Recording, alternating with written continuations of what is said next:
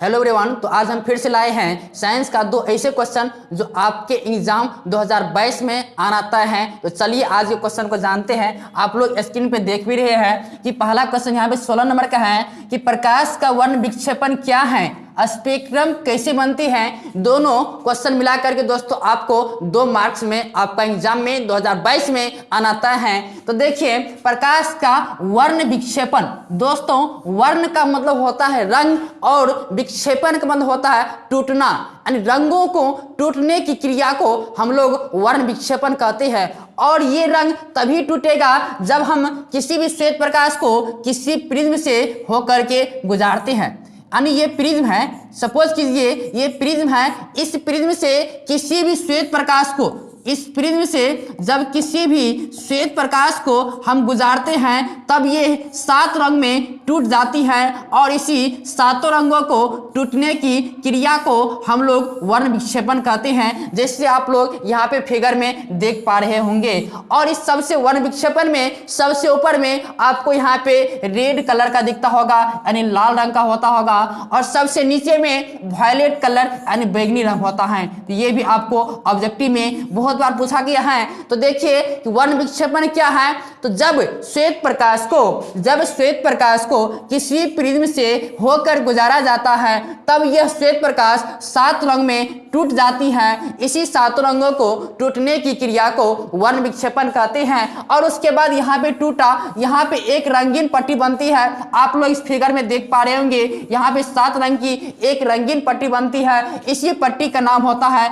दोस्तों स्पेक्ट्रम होता है, या इसी को हिंदी में हम लोग वर्णपट के नाम से जानते हैं। और इस वर्ण को 7 रंगों को हम लोग याद रखने के लिए बैजानी हॉपी नाला या भिवजोर से याद रखते हैं। आप क्लास में भी इतना पढ़ चुके होंगे, तो बहुत ही कम टाइम में आपको एग्जाम की तैयारी हम करवा रहे हैं। तो देखिए लैंग्वेज में कि प्रकाश का वर्ण विक्षेपण आपको हम लिखने का भी तरीका बता रहे हैं कि आपको एग्जाम में किस तरह से लिखना है। तो देखिए यहाँ पे जब होगा, यहाँ पे लिखना जब श्वेत प्रकाश को प्रिज्म से होकर गुजारा जाता है तब वह, लैंग्वेज भी सुइटेबल है, 7 रंगों में टूट जाती है। इसी घटना को प्रकाश का वर्ण विक्षेपण कहा जाता है। बहुत ही इजी लैंग्वेज है। उसके बाद देखिए जब इस श्वेत प्रकाश को किसी प्रिज्म से गुजारा गया तो 7 रंग में टूटने के बाद यहाँ पे एक पट्टी दिखाई देती है, रंगीन पट्टी दिखाई देती है। इसी पट्टी का नाम होता है वर्णपट यानी स्पेक्ट्रम। स्पेक्ट्रम तभी बनते हैं, ये वर्णपट तभी बना जब श्वेत प्रकाश को प्रिज्म से होकर के गुजारा गया, यानी प्रकाश के वर्ण विक्षेपण के फलस्वरूप ही ये रंगीन पट्टी बना। देखिए यहाँ पे लैंग्वेज में स्पेक्ट्रम में कि वर्ण विक्षेपण के फलस्वरूप एक रंगीन पट्टी दिखाई देती है। जब ये वर्ण विक्षेपण हुआ तब यहाँ पे एक रंगीन पट्टी दिखाई दिया। इसी पट्टी को हम लोग कहते हैं दोस्तों स्पेक्ट्रम कहते हैं। अर्थात वर्ण विक्षेपण के फलस्वरूप स्पेक्ट्रम बनते हैं। स्पेक्ट्रम कब बना? तो जब ये वर्ण विक्षेपण की क्रिया हुई तभी यहाँ पे स्पेक्ट्रम बना। स्पेक्ट्रम में सबसे ऊपर लाल रंग आपको पहले बताए हैं तथा सबसे नीचे बैंगनी रंग होते हैं, आप लोग यहाँ पे बता चुके हैं। और इससे बैजानी हॉपी नाला भिवजोर से याद रखते हैं, आप लोग फिगर में देख पा रहे होंगे।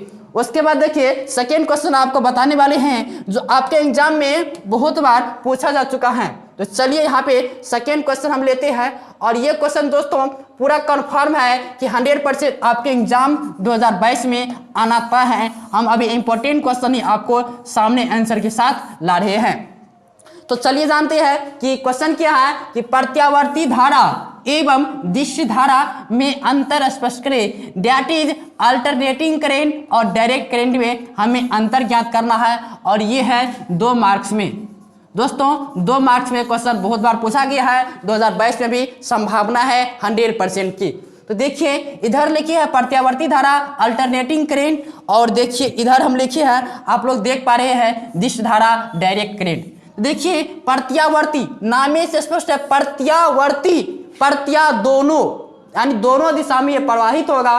देखिए इसके परिमाण और दिशा दोनों समय के साथ आवर्ती रूप से निरंतर बदलते रहते हैं। डेट इज, सपोज कीजिए ये आप लोग जानते हैं, इधर होता है एक्स एक्सिस, इधर होता है वाई एक्सिस। इसमें क्या होता है परिमाण और दिशा दोनों समय के साथ आवर्ती रूप से बदलते रहते हैं, निरंतर लगातार बदलते रहते हैं। तो इधर धारा बहती है, y एक्सिस पे धारा, x एक्सिस पे समय बहती है। तो इसमें क्या होता है, परिमाण और दिशा समय के साथ, जब यहाँ पे समय बढ़ेगा तो धारा भी बढ़ेगा और धारा घटेगी तो समय भी बढ़ेगा, यानी दोनों इसमें बदलते रहते। आप लोग इस फिगर में भी देख पा रहे होंगे। उसके बाद देखिए इसकी दिशा नियत रहती है, परिमाण बदले या न बदले। इसमें परिमाण बदले या न बदले लेकिन दिशा नियत है। आप लोग देख सकते हैं इधर है x एक्सिस, इधर है y एक्सिस, इधर है समय और इधर बहती है धारा। इसमें दिशा देखिए एक ही दिशा में आगे की तरफ जा रहे हैं। धारा बदले या न बदले, परिमाण बदले या न बदले, उससे कोई हमें लेना देना नहीं है। सिर्फ देखिए डायरेक्शन एक ही दिशा में है, दिशा नियत रहती है। दूसरा पॉइंट में आप लोग को बताना चाहेंगे, यहाँ पे देख सकते हैं कि यह धारा केवल ऊष्मीय प्रभाव प्रदर्शित करती है, रासायनिक तथा चुंबकीय प्रभाव प्रदर्शित नहीं करती है। दैट इज प्रत्यावर्ती धारा आपको एक ही प्रभाव को दर्शाती है। कौन कौन? तो ऊष्मीय प्रभाव प्रदर्शित करती है और रासायनिक तथा चुंबकीय प्रभाव नहीं करती है। लेकिन ये रासायनिक तथा चुंबकीय प्रभाव तीनों प्रदर्शित करते हैं, तीनों प्रभाव इसमें उत्पन्न होते हैं। तो दोस्तों आपके एग्जाम में 2 मार्क्स में आएगा, तो आप 2 पॉइंट लिख देंगे। एक तो ये वाला हो गया, एक फिगर भी बना देंगे, आपको 2 नंबर आ गया। तो आप चाहे तो तीसरा पॉइंट में ये भी आप लिख सकते हैं। तो बस आपको इतना ही लिखना।